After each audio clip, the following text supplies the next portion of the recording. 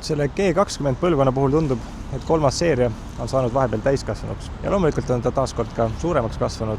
Ta on küll varasema põlvkonnaga võrreldes 55 kilo kergem, samas on ta nüüd 16 mm laiem ja 85 mm pikem. Ehk tegelikult see kolmas seeria on juba tänaseks natuke suurem kui 95. aastal välja tulnud BMW 5 seeria E39 generatsioon. Nii et ega ta enam pisike auto ei ole. Kuna kolmas seeria on BMW üks kõige populaarsem ja kõige müüdum mudel, siis võtavad nad selle disaini juures kõige vähem riske. Ja kui muudel mudelitel on need neerud ikkagi hiiglaslikult välja venitatud, siis siin on see asi jäänud ikkagi selliseks normaalseks ja mõistlikuks ja näeb minust maitseks välja. 2022 aasta juulis läbis siis see kolmas seeria esimese mudeli värskenduse. Kaitseraud loomulikult muutus nagu alati selle käigus. Siit kadus ära see udutuli ja ta läks vähe agressiivsemaks ja massiivsemaks. Ja ka esituled ja kuju muutus, et see keskel selline väike kühm on siit teinud ja nad on sirgemad ja kitsamad. Ka iluvõrre muutus, aga see muutus nii marginaalselt, et minu silm seda vahet ei suuda teha. Sama lugu on ka tagumise kaitseraua ja tagatuledega. Need on jäänud ikkagi suhteliselt praktiliselt samasuguseks.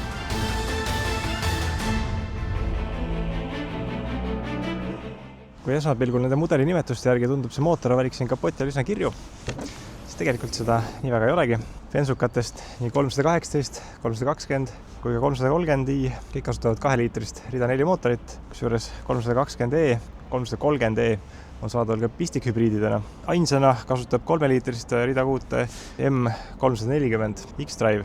Sama muidugi seda 3-liitrist plokki tegelikult kasutavad ka veel M3 ja M3 Competition. Diislid oli samuti 2-liitrised ja 3-liitrised. 316, 318 ja 320 on siis 2-liitrised rida 4 ja 330 juba siis 3-liitrine ja samamoodi on olemas ka M340D. Sellel on juba 250 kilovatti ja 4,6 sekundit 100-ni. See konkreetne siin on nüüd siis 320D, sellel on 140 kilovatti ja kiirendusaeg 0-100-ni 7,1 sekundit, mis ei ole ka halb. Ja kütust ta muidugi ainult nuusutab, ehk siis tehase andmete järgi peaks ta hakkama saama 4,4 liitriga 100-le.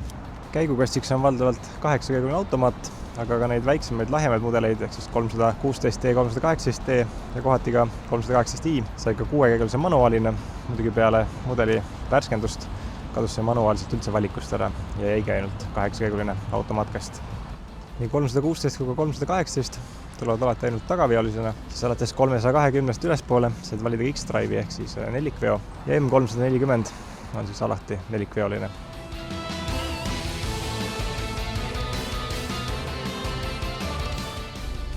Nüüd eelkäijaga võrreldes näeb minu meelest see uus G20 või siis G21 seest päris uhke välja, meenutab pigem sellist isegi 5. seeriat oma sellise rafineerituse või väljapeetuse või disaini poolest. Aga muidugi ütleme seda plastmassi on siin ikkagi üksjagu palju, sest et ta on selline natukene väiksem mudel ja võib-olla ei ole siia nii palju rõhku pandud kogu sellele materjalidele. Kuid koostöökvaliteet ise on väga hea, et midagi siin ka 6 aasta jooksul kuskil nagisema hakanud ei ole veel.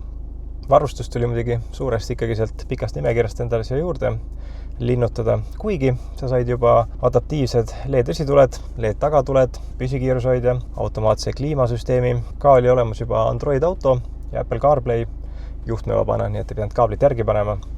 Siin on sees ka olemas juhtmevaba telefonilaadija, kus saad selle laadima visata. Standard helisüsteem on 10 kõlariga, mis pisut minu arust jääb siin veidi lahjaks. Et tasuks vaadata, kus on see Harman Kardon, mis on juba siis 16 kõlariga ja see laulab juba päris hästi. Kuna see heli isolatsioon ja mürasummutus on BMW-des ikkagi väga kõrgel tasemel, siis üldine selline heli kvaliteet on nagu alati BMW tugev trump olnud oma konkurentide ees. Ja loomulikult olid baasvarustus juba erinevaid juhiabisüsteeme nagu siis reastumisabi ja kokkupõrke vältimisabi ja siis ka parkimisabi, ehk siis ta peaks suutma ise ennast ilusti parkimisruutu ära panna. Lisavarustusena pakuti veel laseresitulesi, mis võiks pimedas siis ikka väga efektsed ja head olla. Samamoodi distantsi hoidja püsikiirushoid oli lisavarustuses. Ka istmesoojendused ja roolisoojendus, nii et kui sa siin autot ostma hakkad, siis vähemalt jälgi, et istmesoojendused oleksid juba olemas, sest et ilma on ikka Eesti kliimas natuke niru. Ja istmete elektriline liigutamine ka baasvarustuses paraku ei olnud, et neid pead muidu edasi-tagasi ise siin jooksutama käsitsi. Nii et seda sai tellida juurde, samamoodi istmete mälusi sai juurde tellida. Ja katuseluugi pidid sa juurde tellima. nii et seda niisama ka kaasa ei pandud. Mudeli värskenduse eelsetel autodel oli 8,8 tolline keskekraan ja siis siin ees näidikute paneel oli siis kas hübriidvariant ehk siis analoognäidikud pluss keskel väike ekraan või lisaraha eest said tellida ka 12,3 tollise näidikute paneeli. Kui see 8,8 tolline keskekraan sind ei rahuldanud, siis said ka võtta 10,25 tollise keskekraani, kusjuures see tuli pistikhübriididel standardina kaasa, muudel kuulus lisavarustuse hulka. Nüüd peale mudeli värskendust ehk LCI-d pandi kõigile siia standardne suur, õigemini 2 suurt ekraani. Näidikute paneel on 12,3 tolli ja multimeediasüsteem on siis juba 14,9 tolli. No see siin ongi nüüd siis mudeli värskenduse järgne eksemplar suurte ekraanidega. Algselt tundus see kuidagi siia nagu ikkagi väga vägisi paigaldatud, et nagu oleks armatuur valmis tehtud ja siis vaadatud, et kuskile peab ka ekraanid panema. Nüüd juhi koha peal juba mõnda aega sõites, siis tegelikult selle karjub ära. Pilt on üliterav, ülihea. Ütleme, see puutetundlikkus on ka siin väga tasemel. Ainuke häda on see, et see natuke kaugele jääb minule see ekraan, et kui ma tahan sõidu pealt ikkagi kliimat näppida, siis väga hästi ei ulata. Õnneks ikkagi BMW-l käib see asi ka läbi rulliku, mida teised tootjad millegi pärast pole teinud. Minu meelest see on nagu ülimugav ja üligeniaalne lahendus, et see annab, ma arvan, kogu selle ekraani maailmas BMW-le selles valdkonnas päris suure eelise. Siin mudeli värskendusega ühtesi kadus ka ära päris suur ports nuppe siit keskelt, et siia jäid vaid mõned üksikud. Siin eelnevalt oli ka kliima väike paneel, digitaalne, seda enam pole ja ongi kogu kliimajuhtimine ongi nüüd siia ekraani peale kolinud. Ja kõige suurem muutus siin koha pealt, siin keskkonsooli peal on võib-olla see, et ära kadus BMW selline klassikaline kang, mis nägi minu arust väga ilus ja elegantne välja või kuidagi siuke kirsstordi peal oli siin keskkonsoolil, siis nüüd on see asendunud siukse väikse pisikese nupuga, mis minu meelest enam nii äge ei ole, aga mis sa teed, kui suund on sinna poole, et kõiki asju teeme väiksemaks. Välja arvatud ekraanid loomulikult. No tagumine rida ikkagi on päris kitsas ausalt öeldes. Seljatugi mõnus. Ilusti siuke paraja nurgal, aga ütleme, kui see juhi iste minu järgi paigas, siis täiskasvanul siin taga küll väga mõnus ei ole. Ainuke variant on see, et juht peab tõmbama istme natuke ettepoole, et tagumisel inimesel oleks ka natuke see mõnus on pikka sõitu teha. Siis kannatab muidugi juht, siis ei ole temal enam mõnus.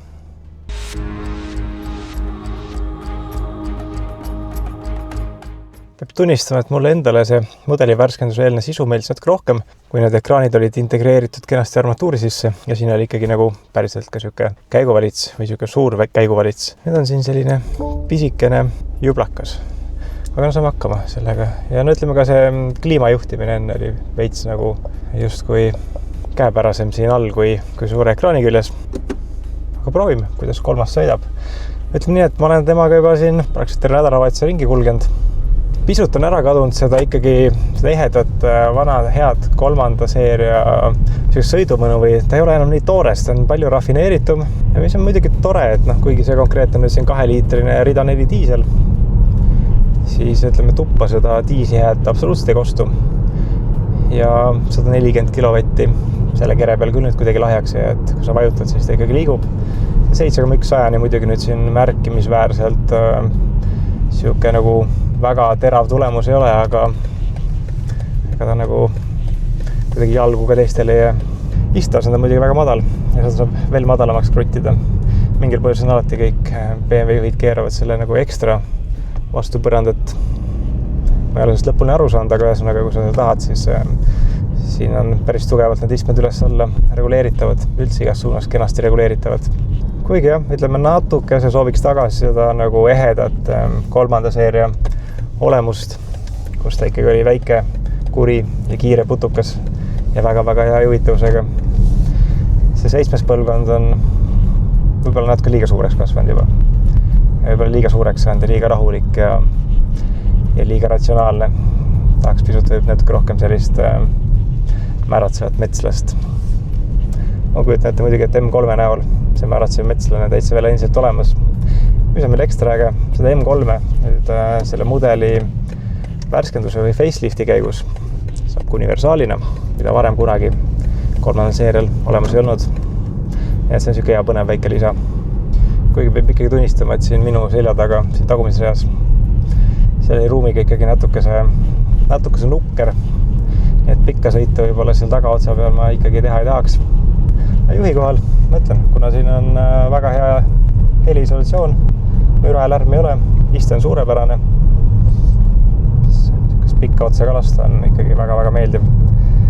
Nii et kui nüüd valida, kas BEM, Mersu, Audi, kas või Volvo või siis ka Alfa Romeo, no ma ei tea, kui ma tahaks ikka puhtalt sõidu pärast ja sõidumõnu pärast võtta selle autot, siis ma arvan, et BEM on kindlasti üks väga tugev konkurents seal.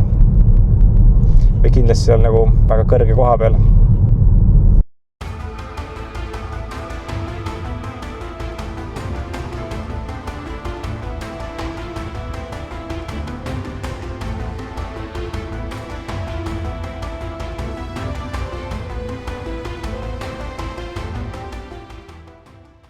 Tere!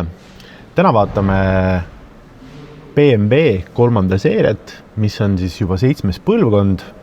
Kuna tegemist on ikkagi suhteliselt uue autoga, tootmisse läks ta 2019, siis meil ei ole siit väga palju probleeme välja tuua. Rooste probleeme ei ole täheldatud. Kui loetleda üles mõningad vead, mida on osad kasutajad välja toonud, siis üks probleemseid kohti on peeglid ja just nimelt siis peegli enda juhtelektroonika. Peeglid ei pruugi enam ennast kokku klappida ja sama mehhanism tekitab ka siis peegli soojenduses probleeme. Mõningad kasutajad on täheldanud, et aktiivgrillil mõlemad pooled ei pruugi avaneda või siis pärast korralikult sulguda. Ja kuna siin detaile nagu eraldi või mehhanismi nagu vahetada ei saa elektroonikana, siis tuleb tegelikult kogu terve see detail ühe osana vahetada.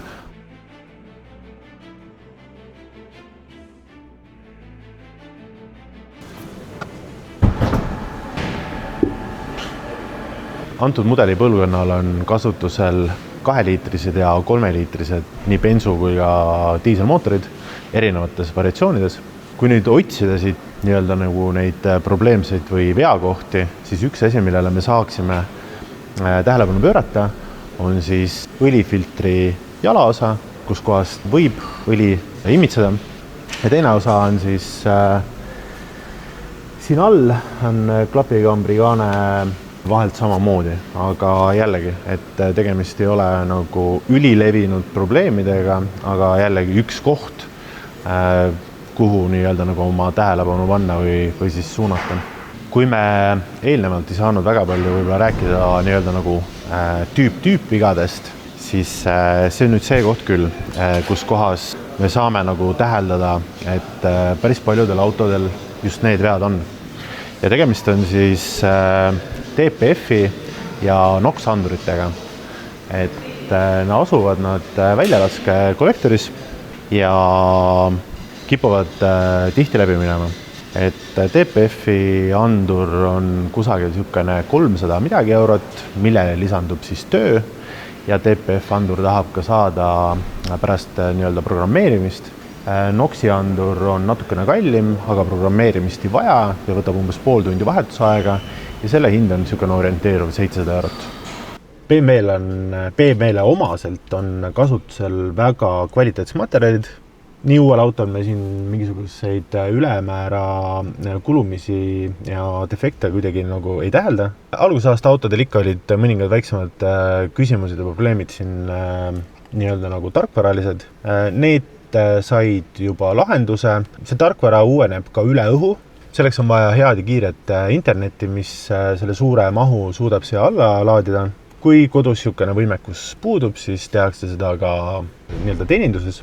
Mida saab teha ka ise, kui märkate, et mingisugused anomaaliad hakkavad tekkima, siis võtades seda suurt nuppu hoides all umbes 30 sekundit, teeb ta üldise niisuguse restardi ja võib-olla on ka sellest juba abi. Mõned kasutajad on kurtnud, et just sellel nii-öelda nagu basic varustuses oleval sõidukil võib hakata kolisema see pealmine, armatuuri pealmine kõlarikate. Antud sõidukil on kasutusel juhtmevaba laadimine ja mõned kasutajad on väitnud ja kurtnud selle üle, et see juhtmevaba laadimine ajab selle telefoni aku nii kuumaks, et teda on põhimõtteliselt nagu isegi nagu halb kätte võtta. Me ei saa seda kinnitada ega ümber lükata, sellepärast et rääkides siin kohalike spetsialistidega, siis neil selliseid probleemseid sõidukeid ei ole siia tulnud.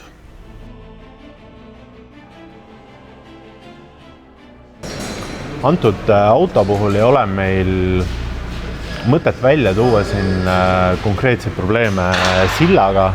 Kõik oleneb ikkagi kasutajast, millistel teedel ta sõidab. Tähendab see seda, et sild peab kenasti vastu, sõidate palju auklikel teedel, paratamatult tuleb silda remontida, sõidate palju maantee peal, peab sild paremini vastu. Meil ei ole siit nagu midagi suurt välja tuua. Lisaks mootoriõlile soovitame vahetada ka õlisid esitihvris, tagatihvris, vahekastis ja ka käigukastis. Et küll hooldusraamat seda otseselt meilt ei nõua, aga ütleme, et niisugune kuskil alla 100 000 võiksid olla need asjad ka kindlasti juba tehtud. Kuluosadena pidurikettad ees ja taga.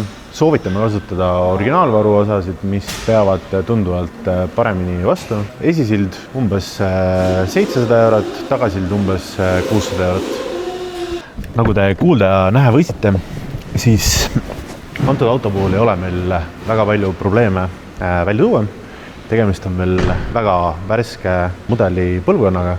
Mida me soovitame kindlasti teha? Soovitame minna asjatundjate juurde, lasta auto enne ostu kindlasti korralikult kontrollida, sellepärast et tegemist on ikkagi premium brändiga ja iga väike detail on üsnagi kulukas ja vältida niisuguseid halbu üllatusi, siis soovitame kindlasti teha ostu enne kontroll.